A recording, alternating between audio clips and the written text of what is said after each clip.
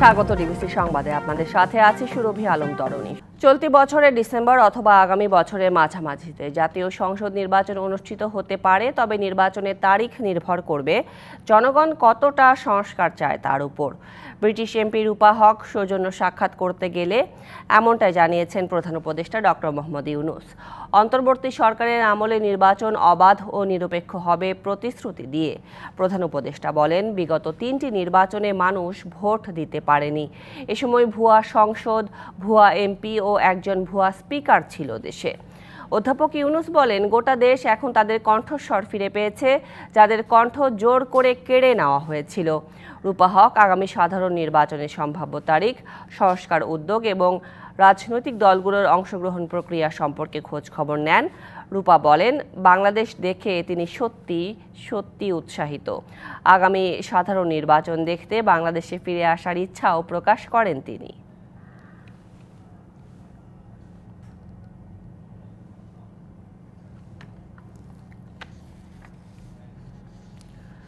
জুলাই বিপ্লবের ঘোষণাপত্র নিয়ে জনগণের প্রত্যাশা জানতে আগামী 6 থেকে 11 জানুয়ারি দেশব্যাপী গণসংযোগ সহ বিভিন্ন কর্মসূচির ঘোষণা দিয়েছে বৈষম্য বিরোধী ছাত্র আন্দোলন ও জাতীয় নাগরিক কমিটি। সংবাদ সম্মেলনে নেতারা বলেন, জুলাই বিপ্লবের ঘোষণাপত্রে ঘটবে জনমানুষের আকাঙ্ক্ষার প্রতিফলন। সম্প্রতি জুলাই বিপ্লবের ঘোষণাপত্র প্রকাশের ঘোষণা দেয় বৈষম্য বিরোধী ছাত্র আন্দোলন ও জাতীয় নাগরিক কমিটি। 31শে ডিসেম্বর এ নিয়ে কেন্দ্রীয় শহীদ মিনারে ছিল বড় পরিসরের আয়োজন, কিন্তু একদিন আগে বলা হয় জুলাই বিপ্লবের ঘোষণাপত্র প্রকাশ করবে সরকার। বৈষম্য বিরোধী কর্মসূচি রূপ নেয় মার্চ ফর ইউনিটিতে। দেয়া হয় 15 দিনের আলটিমেটাম। শনিবার দুপুরে জুলাই ঘোষণাপত্র নিয়ে জনপ্রত্যাশা জানতে 6 জানুয়ারি থেকে দেশব্যাপী 6 দিনের কর্মসূচি দেয় বৈষম্য বিরোধী ছাত্র আন্দোলন ও জাতীয় নাগরিক কমিটি। বাংলা মোটরে কেন্দ্রীয় কার্যালয়ে সংবাদ সম্মেলনে নেতারা বলেন, ঘোষণাপত্রে জনমানুষের আশা আকাঙ্ক্ষার প্রতিফলিত হবে। আগামী 6 জানুয়ারি থেকে 11 জানুয়ারি পর্যন্ত দেশব্যাপী আমরা কর্মসূচি ঘোষণা করছি। এই কর্মসূচিতে আমরা দেশব্যাপী জনসংযোগ কর্মসূচি বা মানুষের কাছে যাওয়া বা আমরা কর্মসূচি ঘোষণা করছি, যেখানে আমরা মানুষের কাছে লিফলেট বিতরণ করব, আমরা সমাবেশ করব এবং বিভিন্ন মাত্রার জনসংযোগ করব। এদিকে সরকার এখনো ঘোষণাপত্রে দৃশ্যমান কোনো পদক্ষেপ নেয়নি বলে অভিযোগও ছিল নেতাদের কণ্ঠে। যদি আগামী কয়েকদিনের মধ্যে কার্যত কোনো দৃশ্য উদ্যোগ না দেখি, আমরা সরকারকে সেখানে আরো জোরদারি এবং মাঠ থেকে জনগণকে সাথে নিয়ে ঐক্যবদ্ধভাবে কিভাবে প্রোক্লেমেশন বা ঘোষণাপত্র জনগণের সামনে নিয়ে আসতে হয় সেই বিষয়ে কঠোর কোনো কর্মসূচির দিকে যাব। জুলাই ঘোষণাপত্র নিয়ে সরকার দৃশ্যমান কোনো উদ্যোগ না নিলে প্রয়োজনে কঠোর কর্মসূচির ঘোষণা দেন ছাত্র সংগঠনের নেতারা। আপনারা মাঠে থাকবেন, আপনাদের সন্তানদেরকে সবসময় আপনাদের পাশে পাবেন। মাহফুজা বৃষ্টি, ডিবিসি নিউজ, ঢাকা। কূটনৈতিক চিঠি দিয়ে সাবেক প্রধানমন্ত্রী শেখ হাসিনাকে ফেরত চাওয়ার বিষয়টি যথেষ্ট গুরুত্ব বহন করে বলে মনে করে বাংলাদেশের আন্তর্জাতিক সম্পর্ক বিশ্লেষকরা। তবে এক্ষেত্রে খতিয়ে দেখতে হবে দুই দেশের মধ্যে বন্দী প্রত্যর্পণ চুক্তির নানান দিক। ভারতের আন্তর্জাতিক সম্পর্ক বিশ্লেষকরাও বিষয়টিকে ইতিবাচকভাবেই দেখছেন। সাবেক প্রধানমন্ত্রী ভারতে যাওয়ার 4 মাস 18 দিন পর তাকে ফিরিয়ে দেওয়ার কূটনৈতিক চিঠি ভারতকে দেয় বাংলাদেশ। চিঠির প্রাপ্তি স্বীকার করলেও এখনও ভারত এই অনুরোধে সাড়া দেয়নি। পররাষ্ট্র মন্ত্রণালয়ের মুখপাত্র বলছেন, এত দ্রুত উত্তর পাওয়ার আশাও করে না বাংলাদেশ। কিন্তু ভারত এ বিষয়ে কেন কিছু বলছে না? আন্তর্জাতিক সম্পর্ক বিশ্লেষকরা বলছেন, বাংলাদেশ যথেষ্ট গুরুত্ব দিয়েই প্রাথমিক কাজটি করেছে। নোট ভার্বাল দিয়ে জানানোর অর্থ কিন্তু একেবারে রাষ্ট্রীয়ভাবে অনুরোধটা তাদেরকে করা হয়েছে। তো কাজে এখানে নোট ভার্বালকে কম গুরুত্বপূর্ণ ভাববার কোনো কারণ নাই। এখন যেটা ভারতীয়রা করতে পারে, এরপরে যদি ওদের কোনো দিক থেকে কিছু বলবার থাকে, তারা আবার তাদের ফিরতি নোট ভার্বালে সে তাদের বক্তব্যটা তারা ইচ্ছা করলে উপস্থাপন করতে পারে। নোট ভার্বাল একটা অফিসিয়াল ডকুমেন্ট এবং এই ডকুমেন্টের যথেষ্ট গুরুত্ব আছে এই কারণে যে এর মাধ্যমে বাংলাদেশ সরকার তার যে ইন্টেনশনটা আছে এটা জানিয়েছেন। নিশ্চিতভাবে নোট ভার্বাল খুব শক্ত ডকুমেন্ট না হলেও এটা একটা ফার্স্ট স্টেপ। তবে এক্ষেত্রে বন্দি প্রত্যর্পণ চুক্তির ফাঁকফোকরগুলো আরো বিবেচনায় নেওয়ার কথাও বলেন বাংলাদেশ এবং ভারতের আন্তর্জাতিক সম্পর্ক বিশ্লেষকরা। যদি আপনি এক্সট্রাডিশন ট্রিটির জায়গাতে দেখেন, সেই জায়গাতে আসলে পুরোটাই ভারত বা বাংলাদেশের যে সেই একজন থাকেন না কেন, তার জন্য কিন্তু যথেষ্ট লেভারেজ দেয়া আছে। 2016 সালে এই ট্রিটিটা করা হয়েছিল। সেই ট্রিটিটা আসলে কোনো ব্যক্তিকে মাথায় রেখে নাকি ওভারঅল দুই দেশের স্বার্থের ব্যাপারে মনোযোগী হয়ে করা হয়েছিল, সেটা নিয়ে আমার মনে হয় একটু ভাবনা চিন্তার জায়গা আছে। এক্সট্রাডিশন ট্রিটি অনুযায়ী ভারত বাংলাদেশের যে কোনো অ্যাকিউজ এবং যে কোনো কনভিক্টেড মানুষের ব্যাপারে ভালো মতো গবেষণা করে তাদের এক্সট্রাডিশন ডিমান্ডটাকে কনসিডার করতে পারে। তার মানে এই বাধ্যবাধকতা ভারত সরকারের নেই যে সেই কনসিডারেশন করে তাদেরকে সর্বমতে সবসময়ই সেই মানুষকে ট্রান্সফার করে দিতে হবে এক্সট্রাডিশন ট্রিটি অনুযায়ী। দুদেশের মধ্যে সম্পর্কের অচলাবস্থা কাটিয়ে এখন কথাবার্তা শুরু হয়েছে, যা ইতিবাচক বলেই মনে করেন সকলে। ইশরাত জাহান উর্মি, ডিবিসি নিউজ, ঢাকা। এদিকে সাবেক প্রধানমন্ত্রী শেখ হাসিনাকে দেশে ফেরত পাঠানোর বিষয়ে ভারত থেকে কোনো আনুষ্ঠানিক চিঠি পায়নি বাংলাদেশ। শনিবার পূর্বাচলে বেলাবো থানা সমিতি আয়োজিত বার্ষিক সাধারণ সভায় একথা জানান পররাষ্ট্র উপদেষ্টা তৌহিদ হোসেন। এ সময় তৌহিদ হোসেন আরও জানান, বিশেষ পরিস্থিতিতে এ সরকার দায়িত্ব নিয়েছে। নিউজের অন্য কিছু নেই, ব্যাপারটা হলো যে আমরা যা কিছু বক্তব্য আসুক না কেন আমরা সেটা দেখছি এবং সেটার প্রেক্ষিতে আমাদের অবস্থান আমরা ঠিক করে নেব। তো আমি কোনো চিঠি পাইনি, এটা জাস্ট পত্রপত্রিকাতে যেটুকু। অন্যদিকে দেশের মানুষ যাকে প্রত্যাখ্যান করেছে তাকে আশ্রয় দিয়ে বাংলাদেশের মানুষের অনুভূতির বিরুদ্ধে অবস্থান নিয়েছে ভারত, এমনটাই মন্তব্য করেছেন জাতীয় নাগরিক কমিটির মুখ্য সংগঠক সার্জিস আলম। চট্টগ্রাম নগরীর পলো গ্রাউন্ড মাঠে ইসলামী আন্দোলন আয়োজিত এক গোলটেবিল বৈঠকে তিনি আরও বলেন, শেখ হাসিনাকে দেশে পাঠিয়ে বিচারের মঞ্চে ফিরিয়ে দিতে হবে। এছাড়া দেশটির আধিপত্যবাদী হলে বাংলাদেশের সাথে সম্পর্ক স্থায়ী হবে না বলেও হুঁশিয়ারি দেন সার্জিস। ভূ রাজনৈতিকভাবে চট্টগ্রামকে নিরাপদ রাখতে পারলে বাংলাদেশকে নিরাপদ রাখা যাবে বলেও মনে করেন সার্জিস আলম। একই বৈঠকে গুরুত্ব না দিলে বৈষম্য বিরোধী ছাত্র আন্দোলনের বিরুদ্ধেও মুখ খুলতে বাধ্য হবে ইসলামী আন্দোলন, এমন কথা বলেছেন সংগঠনটির নায়েবে আমির মুফতি সৈয়দ রেজাউল করিম। ইসলামী আন্দোলনকে যদি বৈষম্য বিরোধী আন্দোলন গুরুত্ব না দেয়, তাহলে ইসলামী আন্দোলনের প্রথম তাদের বিরুদ্ধে মুখ খুলতে বাধ্য হবে। আওয়ামী লীগ ভারতকে বাংলাদেশের মনিবের কাতারে নিয়ে গিয়েছে এবং নিজেরা স্বেচ্ছায় দাসত্ব বরণ করেছে শুধুমাত্র নিজেদের ক্ষমতাকে সিকিউর করার জন্য। খুনি শেখ হাসিনা তার একটা অডিও রেকর্ডে বলছেন, যেহেতু আমার বিরুদ্ধে 227টি খুনের মামলা হয়েছে, তাই 227টি খুন তো করাই যায়। এদিকে দেশ নিয়ে আবারও চক্রান্ত চলছে, তবে কোনো চক্রান্তের কাছে মাথা নত করা হবে না, এমন হুঁশিয়ারি দিলেন বিএনপি মহাসচিব মির্জা ফখরুল ইসলাম আলমগীর। সন্ধ্যায় ঠাকুরগাঁও পাবলিক লাইব্রেরি মাঠে জেলা ছাত্রদলের আয়োজনে এক ভিডিও কনফারেন্সে যুক্ত হয়ে তিনি এই মন্তব্য করেন। এ সময় তিনি আরও বলেন, দেশকে দুর্নীতিমুক্ত গণতন্ত্র প্রতিষ্ঠা ও গণমাধ্যমের স্বাধীনতা প্রতিষ্ঠায় কাজ করবে বিএনপি। জ্ঞানভিত্তিক রাজনীতি ও আগামীর বাংলাদেশ প্রতিষ্ঠার জন্য সবাইকে পড়াশোনায় মনোযোগী হবার আহ্বান জানান মির্জা ফখরুল। অন্যদিকে ছাত্র জনতার বিপ্লবের মাধ্যমেই স্বৈরাচারী শাসকের পতন হয়েছে, এমন মন্তব্য করেছেন বিএনপি স্থায়ী কমিটির সদস্য ডক্টর আব্দুল মঈন খান। বলেছেন, ছাত্ররাই পারে নির্দ্বিধায় গুলির মুখে দাঁড়াতে, তাই তাদের হাতেই দেশের ভবিষ্যৎ নিরাপদ। দুপুরে বাগেরহাটের মোরেলগঞ্জ উপজেলা সদরের আজিজ মেমোরিয়াল মাধ্যমিক বিদ্যালয় মাঠে অনুষ্ঠিত সমাবেশে প্রধান অতিথির বক্তব্যে তিনি এসব কথা বলেন। বিএনপির ভারপ্রাপ্ত চেয়ারম্যান তারেক রহমান তরুণদের যোগ্য করে গড়ে তুলেছেন বলেও মন্তব্য করেন তিনি। এদিকে মেগা প্রকল্পের নামে মেগা ডাকাতি করেছে শেখ হাসিনা ও তার স্বজনরা, কিন্তু দেশে আর কাউকে লুটপাটের সুযোগ দেয়া হবে না।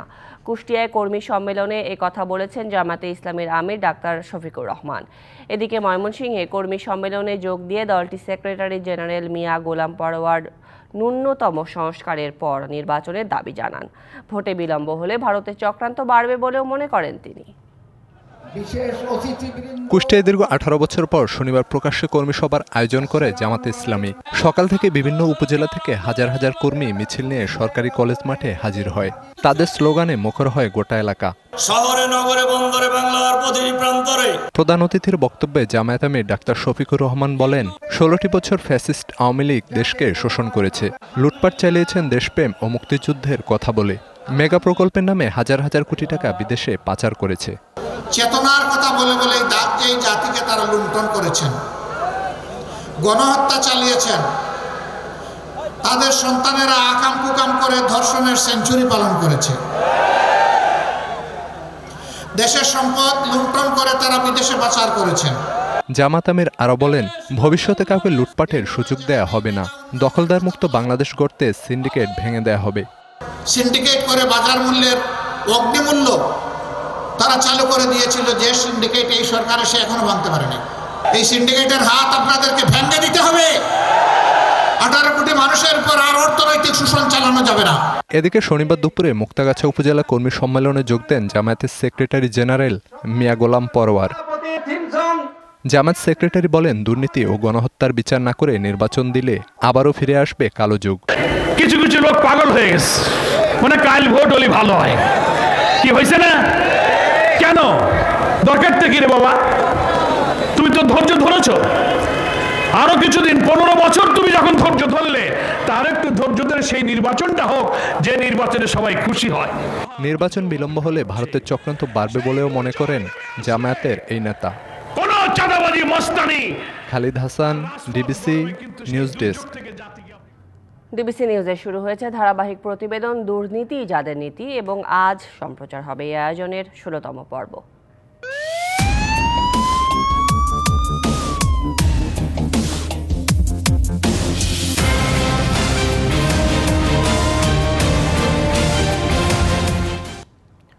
রাজশাহী 4 আসন থেকে টানা 3 বারের এমপি এনামুল হক। প্রথমবার এমপি হয়ে জমি দখল, নিয়োগ বাণিজ্য, মনোনয়ন বাণিজ্য, দলীয় পদ পদবি বিক্রি, সর্বহারা ও জেএমবি সদস্যদের দলে ভিড়িয়ে দুহাতে শুধু টাকাই কামিয়েছেন। তার আপন ভাই জানিয়েছেন, এনামুল হক দুর্নীতি করে কমপক্ষে 10,000 কোটি টাকার মালিক হয়েছেন। অথচ একসময় শিবির নেতা এনামুলের শৈশব কেটেছে চরম অভাব অনটনে। এমপি হওয়ার আগে 2008 সালে 11টি ব্যাংকে এনামুল হকের ঋণ ছিল 37 কোটি টাকার বেশি। প্রথমবার এমপি হয়ে সব ঋণ পরিশোধ করে ফেলেন। 2013 সালে নিজের হলফনামায় নিজেই 37 কোটি টাকা ঋণ মুক্তির ঘোষণা দেন। আর এসবই করেছেন জমি দখল, নিয়োগ ও মনোনয়ন বাণিজ্য করে। আগে তার নিজের কোনো গাড়ি না থাকলেও এমপি হওয়ার পর কয়েক কোটি টাকা দামের গাড়ি কেনেন নিজের ও স্ত্রীর নামে। এমপি হয়ে জাদুর কাঠি হাতে পাওয়া এনামুল হকের শৈশব কেটেছে অভাব অনটনে। বগুড়া পলিটেকনিকে ইসলামী ছাত্র শিবিরের বাইতুল মাল সম্পাদক ছিলেন। ডিপ্লোমা ইঞ্জিনিয়ারিং শেষ করে কিছুদিন চাকরির পর খোলেন গার্মেন্টস কোম্পানি। 2008 সালের নির্বাচনে হঠাৎ করেই তিনি আওয়ামী লীগের মনোনয়ন পেয়ে হয়ে যান এমপি। এরপর থেকে বদলে যায় তার ধন সম্পদের হিসাবটাও। এই রাজনীতিতে আমাদের ব্যাপক বাধা বিঘ্ন, জেল জুলুম, হামলা মামলা, এবং আমরা এক জায়গায় বসতাম, সেটাও বসতে পারতাম না। বাগমারার যতগুলো শিক্ষা প্রতিষ্ঠান, সেই সমস্ত শিক্ষা প্রতিষ্ঠানে তার নিজের পক্ষের লোকজন তাদেরকে সভাপতি নির্বাচিত করে, নিয়োগ বাণিজ্য করে। অভিযোগ রয়েছে বাগমারা উপজেলার 26টি কলেজ, 208টি স্কুল সহ অসংখ্য মাদ্রাসা ও সরকারি প্রাথমিক বিদ্যালয়ে গত 15 বছরে প্রায় 3000 শিক্ষক কর্মচারী নিয়োগ দিয়ে অন্তত 400 কোটি টাকা হাতিয়ে নেন এনামুল হক। আর এসবের দেখভাল করত তার ব্যক্তিগত সহকারী মোল্লা আলতাফ হোসেন এবং প্রেস সচিব জিল্লুর রহমান। ভবানীগঞ্জ কলেজের বাংলা বিভাগের শিক্ষক ইয়াদ আলী নিজের মেয়ের চাকরির জন্য এমপি এনামুল হককে দেন 5 লাখ টাকা, কিন্তু চাকরি দেননি, ফেরত পাননি টাকাও। 5 লাখ টাকা দিয়েছিলাম। আমার মেয়ে ইন্টারভিউ ফার্স্ট হয়েছিল নিউ ডিগ্রি কলেজে, তারপরে আমার মেয়েকে চাকরি দেয়নি। বাগমারার সাবেক এমপি এনামুল হকের আচরণ ছিল দুষ্টু জমিদারের মতো, সুযোগ পেলেই দখলে নিতেন অন্যর জমি।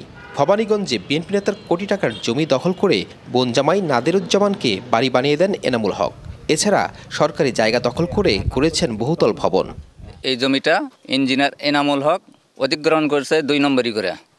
আমার ভাই টাকা পায়নি। আমার বিরুদ্ধে চাঁদাবাজি মামলা দিয়ে আমাকে থানায় তুলে নিয়ে যায়, হত্যার হুমকি দিয়ে ওই জায়গায় জোরপূর্বক বিল্ডিং নির্মাণ করেন। জমি এগুলো দখল করে মার্কেট করে অনেক দামে বিক্রি করছে। বিদ্যুৎ কেন্দ্র করার নামে 2022 সালে মারিয়া ইউনিয়নের 25 জন কৃষকের 17 বিঘা জমি দখল করেন এনামুল হক। ক্যাডার বাহিনী দিয়ে উচ্ছেদ করেন অসহায় মানুষদের। বলসিং এলাকায় যে পাওয়ার হাউস করা হয়েছে, বিশাল এলাকা বিশিষ্ট করে ঘেরাও করে নিছে, কোটি কোটি টাকা পাবলিকের নামে তিনি নিয়েছেন, কিন্তু পাবলিক পায়নি, এটা এলাকাবাসী বলেছে। প্রভাব খাটিয়ে নামমাত্র মূল্যে আদিবাসী পল্লীর 152 বিঘা ও হিন্দুদের 22 বিঘা জমি দখলে নেন। অভিযোগ রয়েছে প্রতিটি স্থানীয় সরকার নির্বাচনে মনোনয়ন বাণিজ্য করতেন এনামুল হক। এছাড়া টাকার বিনিময়ে দলীয় পদ দিয়েছেন জেএমবি নেতা ও সর্বহারা ক্যাডারদের। বহুতল বাণিজ্যিক ভবন বানিয়ে দেওয়ার কথা বলে রাজশাহী শহরে 16 তলা সিটি সেন্টার নির্মাণের কথা থাকলেও গত 15 বছরও তা সম্পন্ন করতে পারেননি। এছাড়া বিভিন্ন নারীর সঙ্গে এনামুল হকের অডিও ভিডিও ভাইরাল হয়। অনেকেই হয়েছেন প্রতারিত। টাকা পয়সার জন্য না, শুধুমাত্র তাকে ভালোবেসে এতটা দিন এতটা সময় তার সাথে কাটেছি। এখন সে আমাকে বলে যে আমি প্রস্টিটিউট, আমি খারাপ। সরকারি চাকরি দেওয়ার কথা ছিল, সরকারি চাকরিও দেয় নাই। সম্পদ বাড়ার ছাপ হলফনামায় থাকলেও তা প্রকৃত সম্পদের তুলনায় নগণ্য। 2008 সালের হলফনামা অনুযায়ী এনামুল হকের বার্ষিক আয় ছিল 20 লাখ টাকা, যা 2024-এ কয়েক গুণ বেড়ে হয় 1,26 লাখ। স্থাবর সম্পদ 43,45,000 থেকে হয়েছে 2,31 লাখ। আর 16 বছরে অস্থাবর সম্পদ 90,95,000 টাকা থেকে হয়েছে 9,38 লাখ টাকার। কারাগারে থাকায় অভিযোগের বিষয়ে সাবেক এমপি এনামুল হকের বক্তব্য পাওয়া যায়নি। তবে তার ছোট ভাই ইউপি চেয়ারম্যান রেজাউল হক জানালেন, তার ভাই দুর্নীতি করে কমপক্ষে 10,000 কোটি টাকার মালিক হয়েছেন। দুর্নীতিবাজ, তারপর কেমনে 10,000 কোটি টাকা হলো? আমি এটা হিংসাত্মক মনোভাব নিয়ে বলিনি। উনি আমাকে দেয়নি, খায়নি, সেজন্য কিন্তু আমি বলিনি। আমি বলেছি দেশের স্বার্থে। অবৈধ সম্পদ অর্জনের বিষয়ে এনামুল হকের বিরুদ্ধে অনুসন্ধান শুরু করেছে দুদক। ছাত্র জনতার উপর হামলার অভিযোগে তার বিরুদ্ধে মামলা হয়। 16 সেপ্টেম্বর তিনি ঢাকার আদাবর থেকে গ্রেপ্তার হন। Sourav Habib, DBC news, Rajshahi. 2 দিনের কুয়াশার চাদর সরিয়ে সূর্যের দেখা মিলেছে রাজধানীতে, কমেছে শীতের অনুভূতিও। আজ পঞ্চগড়ের তেঁতুলিয়ায় দেশের সর্বনিম্ন তাপমাত্রা রেকর্ড করা হয় 9.4 ডিগ্রি সেলসিয়াস। আগামী 2-3 দিন তাপমাত্রা খানিকটা বাড়তে পারে, তবে 9 থেকে 14 জানুয়ারি মাঝারি শৈত্যপ্রবাহের সম্ভাবনা দেখছে আবহাওয়া অধিদপ্তর। উত্তরের জেলা পঞ্চগড়ের তেঁতুলিয়ায় পৌষের মাঝামাঝি সময়ে জেঁকে বসেছে শীত। 2 দিন ধরে ভোরে কুয়াশা না থাকলেও হিমেল বাতাসে অনুভূত হচ্ছে বরফের মতো ঠান্ডা, সঙ্গে পড়ছে শিশির বিন্দু। রাতভর বৃষ্টির মতো ঝরতে থাকে কুয়াশা, বেগ পেতে হচ্ছে সড়ক মহাসড়কে যানবাহন চলাচলে। পঞ্চগড়ের তেঁতুলিয়ায় সর্বনিম্ন তাপমাত্রা রেকর্ড করা হয়েছে 9.4 ডিগ্রি সেলসিয়াস। আবহাওয়ার এমন পরিস্থিতিতে নিম্ন আয়ের মানুষের দুর্ভোগ চরমে। কুয়াশার জন্য কোনো দেখা যায় না, মানুষ কিছু দেখা যায় না। এই ঠান্ডার কারণে কাজ তো করা যায় না, কাজ না করলে এখন আমরা কি করে চলবো? চুয়াডাঙ্গায় তাপমাত্রা কিছুটা কমলেও কমেনি শীতের তীব্রতা। বিভিন্ন হাসপাতালে বেড়েছে ঠান্ডাজনিত রোগীর সংখ্যা। আমরা শীতের জ্বালা মজ্জাছে, একটা কম্বলও পারলাম না। ঠান্ডায় ভাড়াও হচ্ছে না, ছিটি বেড়ানোও যাচ্ছে না, তাও কাস্টমার থেকে চালাচ্ছে। পাখি ভ্যান চালিয়ে আমরা খাই, ঠান্ডায় কেউ গাড়িতে ওঠে না ঠিক মতন, আমাদের ভাড়া ভর্তি নেই। আবহাওয়া অফিস বলছে সপ্তাহের শেষ দিকে আবার বাড়তে পারে শীত, কয়েক বিভাগে হতে পারে গুঁড়ি বৃষ্টিও। তবে 8 জানুয়ারির পর থেকে সারা দেশে ফের মৃদু থেকে মাঝারি শৈত্যপ্রবাহ বইতে পারে। 8 তারিখের পর নতুনভাবে আবার মৃদু ধরনের শৈত্যপ্রবাহ দিয়ে শুরু হবে, যেখানে তাপমাত্রা 8 থেকে 10 ডিগ্রি সেলসিয়াসের মধ্যে ওঠানামা করবে এবং এরপরে এই স্পেলেও কোথাও কোথাও তাপমাত্রা 6 থেকে 8 ডিগ্রি সেলসিয়াসের মধ্যেও নেমে আসতে পারে। ঠান্ডা পরিস্থিতি বুঝে সবাইকে সতর্ক থাকার পরামর্শ দিয়েছে আবহাওয়া অধিদপ্তর। একটু রাইজিং টেন্ডেন্সি আছে আর কি। DBC news desk. রাজধানীর বাজারে উত্তাপ ছড়াচ্ছে মশলার দাম। 1 সপ্তাহের ব্যবধানে কেজিতে 10 থেকে 20 টাকা বেড়েছে পেঁয়াজ রসুনের দাম। একই সাথে 1 মাসের ব্যবধানে কেজিতে প্রায় 1300 টাকা বেড়েছে এলাচের দাম। বাড়তি কাজু এবং কাঠবাদামের দামও। এদিকে দাম বাড়লেও স্বাভাবিক হয়নি সয়াবিন তেলের সরবরাহ। নিত্যপণ্যের বাজার স্থিতিশীল রাখতে নজরদারি বাড়ানোর তাগিদ ক্রেতাদের। রাজধানীর বাজারে আবারও বাড়তে শুরু করেছে পেঁয়াজের দাম। সপ্তাহের ব্যবধানে কেজিতে 10 টাকা বেড়ে বিক্রি হচ্ছে 60 টাকা কেজি দরে। খুচরা বিক্রেতারা জানান, পেঁয়াজ আমদানি না হওয়া এবং শীতের কারণে দেশি পেঁয়াজ বাজারে কম আসায় বেড়েছে দাম। কেজিতে 20 টাকা বেড়ে 220 টাকা কেজি বিক্রি হচ্ছে রসুন। দেশি পেঁয়াজ কুয়াশার কারণে উঠায় না উঠানোর কারণে পেঁয়াজের দাম বাড়তি। রসুন গতকালকে আনছি 210 টাকা কেজি, ভালোটা আমরা 220 টাকা বিক্রি করতেছি। পেঁয়াজ বাজার বাড়তি, কারণ বাজারে এলসি পেঁয়াজ নাই। এখন যা আছে টুকটাক দেশি পেঁয়াজ আছে, কিন্তু দেশি পেঁয়াজের উপরে এলসি পেঁয়াজের প্রভাবটা পড়ছে। এদিকে এক মাসের ব্যবধানে কেজিতে প্রায় ১৩০০ টাকা বেড়েছে এলাচের দাম। বিক্রি হচ্ছে ৪৫০০ থেকে ৫০০০ টাকা কেজি দরে। মানভেদে কাজু বাদাম কেজিতে ৩০০ টাকা বেড়ে বিক্রি হচ্ছে ১৭০০ টাকা পর্যন্ত। এছাড়া লং ১৬০০ টাকা, দারুচিনি ৫০০ টাকা, কিশমিশ কেজিতে ৫৫০ থেকে ৬৫০ টাকায় বিক্রি হচ্ছে।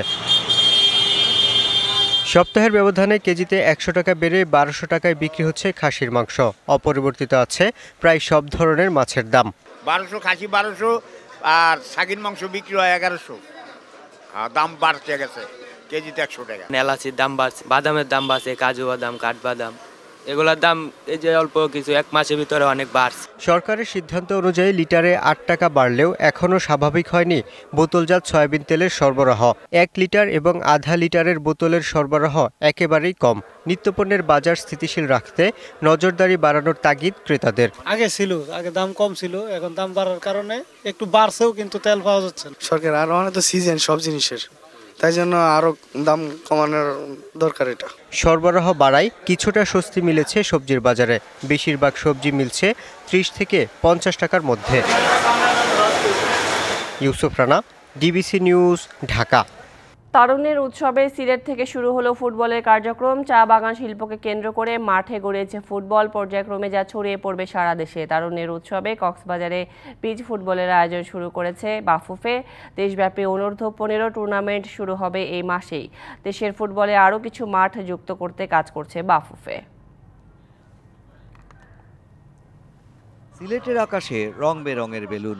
সরকারের আয়োজন তারুণ্যের উৎসবে যুক্ত হয়েছে খেলাধুলা। দেশের ক্রীড়াঙ্গনকে আরও গতিশীল করাই যার প্রয়াস।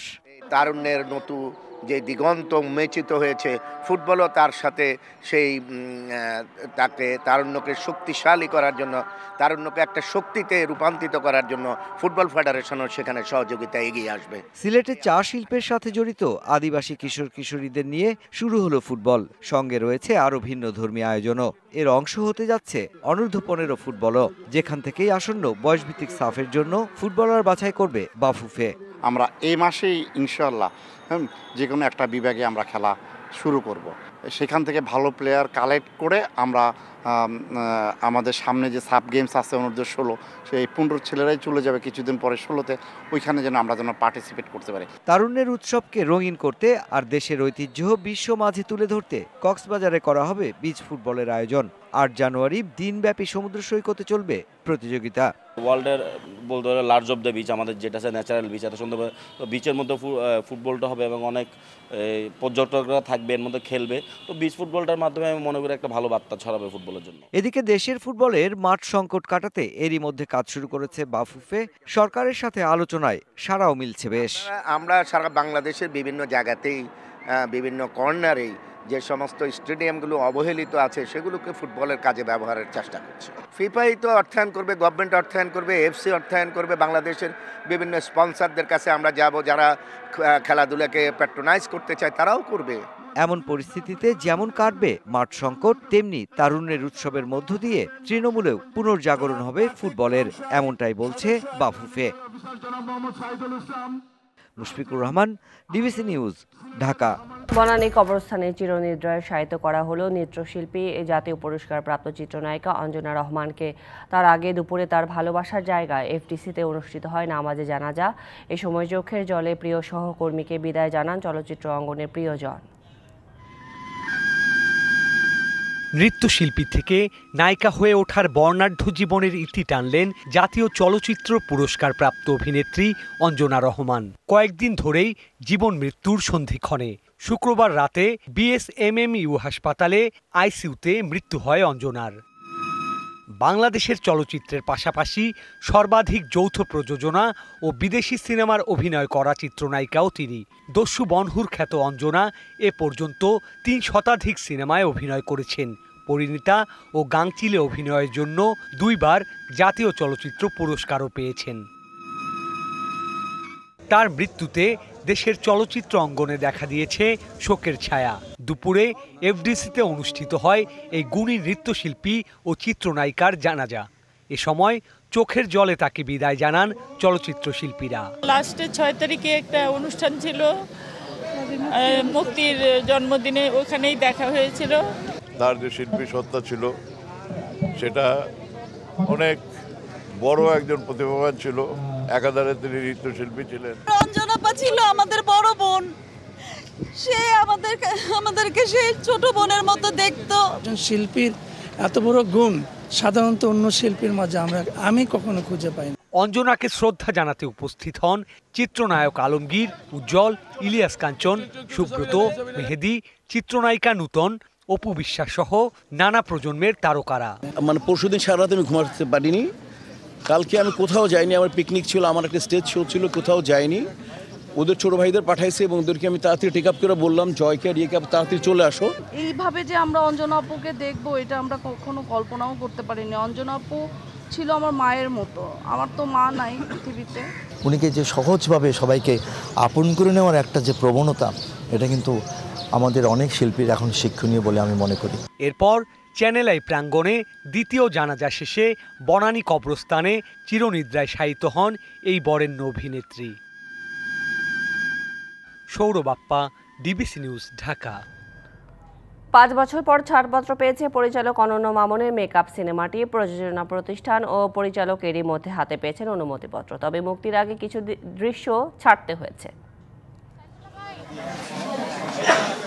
2021 সালে প্রথমবার বাংলাদেশ চলচ্চিত্র সেন্সর বোর্ডে জমা দেওয়া হয়েছিল মেকআপ সিনেমাটি, কিন্তু সেই সময় ছবিটির ছাড়পত্র দেওয়া হয়নি। বোর্ডের সদস্যদের অভিযোগ ছিল গল্পে চলচ্চিত্র অঙ্গনের মানুষকে বাজেভাবে উপস্থাপন করা হয়েছে। পরিবর্তিত পরিস্থিতিতে পরিচালক অনন্য মামুন আবারও আবেদন করলে নতুন সার্টিফিকেশন বোর্ডের অধীনে মুক্তির অনুমতি পায় মেকআপ। শনিবার সন্ধ্যায় সংবাদ সম্মেলনে এ বিষয়ে নানা তথ্য জানান কলাকুশলীরা। আমি আমার জায়গা থেকে ট্রাই করছি, আমি সবসময় মাথায় রাখি ভালো কাজ, ভালো গল্প আপনাদেরকে উপহার দিতে।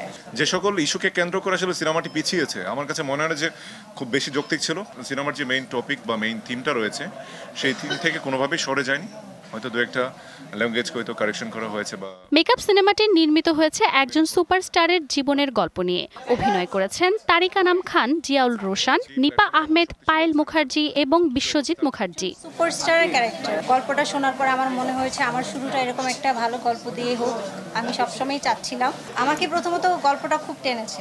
দীর্ঘ সময় ধরে একটি সিনেমার জন্য অপেক্ষা করাটা আসলেই খুব কষ্টের এবং বেদনাদায়ক একজন শিল্পী হিসেবে। প্রতি বছরই একবার করে মামুন ভাইকে আমি নক দিয়েছি যে ভাই সিনেমাটা রিলিজের কি অবস্থা। ভিন্নধর্মী এই সিনেমা কতটা দর্শকপ্রিয়তা পায় তারই অপেক্ষা এখন। মাজুমা আফরোজ নীলিমা, ডিবিসি নিউজ।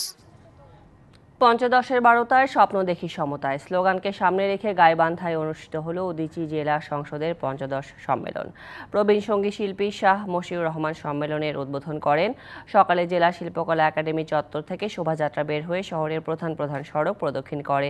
পরে জেলা শিল্পকলা একাডেমিতে আলোচনা সভা অনুষ্ঠিত হয়। এ সময় উদীচী কেন্দ্রীয় সংসদের সহ সভাপতি শাশ্বত ভট্টাচার্য, রেজাউর রহমান রেজু, রোয়াজিউর রহমান রাফেল সহ অন্যান্যরা আলোচনা করেন। সংবাদ এই ছিল এখনকার মতো। ডিবিসি নিউজের সংবাদগুলো পড়তে ভিজিট করুন dbcnews.tv আর ভিজিট করুন ডিবিসি নিউজের ফেসবুক পেজ এবং ইউটিউব চ্যানেল। সঙ্গেই থাকুন।